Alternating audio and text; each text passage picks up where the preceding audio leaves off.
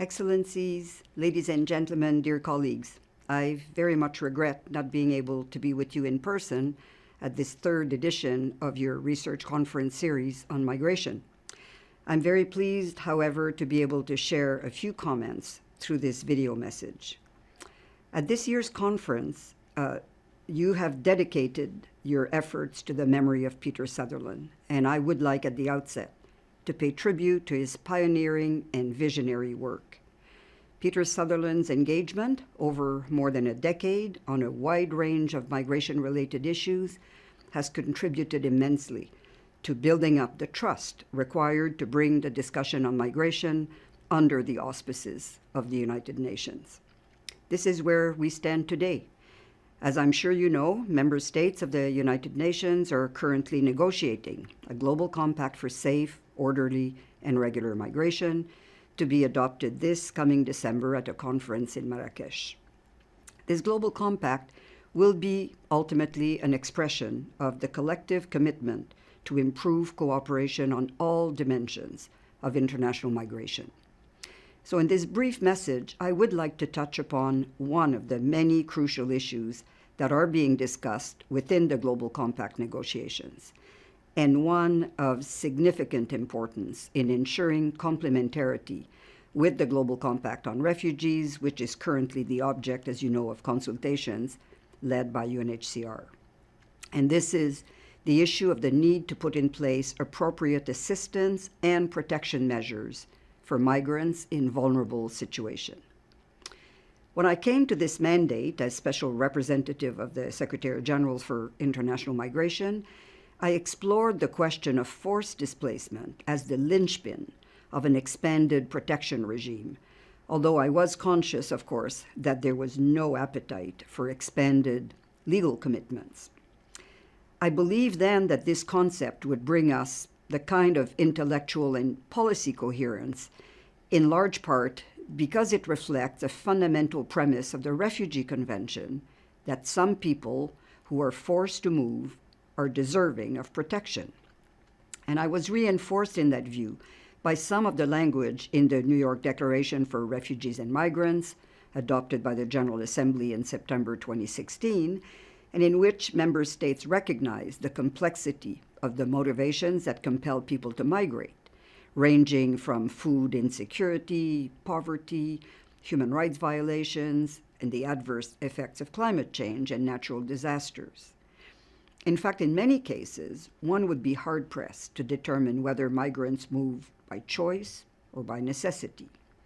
And there's something invidious in trying to articulate objectively the basis for the difference between choice and necessity. So in the end, I have come to the conclusion that vulnerability is a more viable and a more useful concept to comprehensively address protection gaps faced by non-refugee migrants in need of assistance, while avoiding the creation of new legal categories when the unique framework provided in the refugee legal regime is not available. While they are not eligible for legal protection under the refugee regime, many migrants find themselves in extremely vulnerable situations, particularly in transit, and return is often not for them a realistic option. There is an urgent need for protection-sensitive responses for these migrants in vulnerable situations, starting with the obvious, immediate imperative of saving lives through the provision of alternatives to return. At this stage of the evolution of our thinking on these issues, and frankly in the current political climate, I believe that it will be more useful to concentrate our efforts on addressing situations triggering vulnerability, on protection and assistance needs, and on appropriate responses to those needs.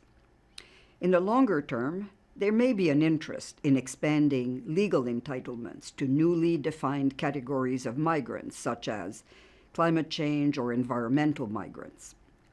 And of course, we should not abandon our focus on minimizing the adverse drivers and structural factors that compel people to migrate, particularly when this forces them into irregular and very dangerous migratory routes.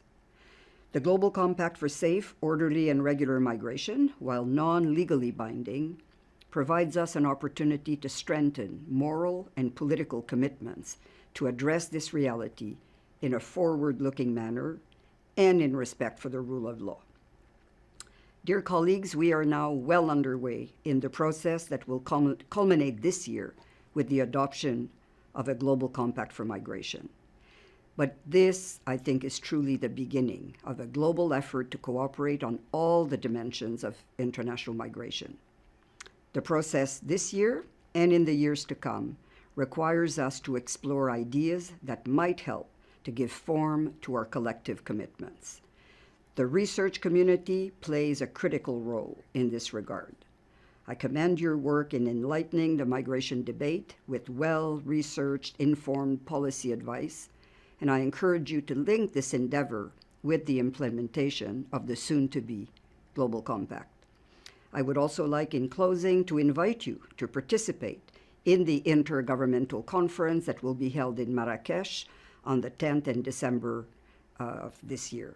This will be an opportunity for a broader segment of the international community to come together and promote action and partnerships in the way forward. I thank you very much, and I wish you very fruitful deliberations.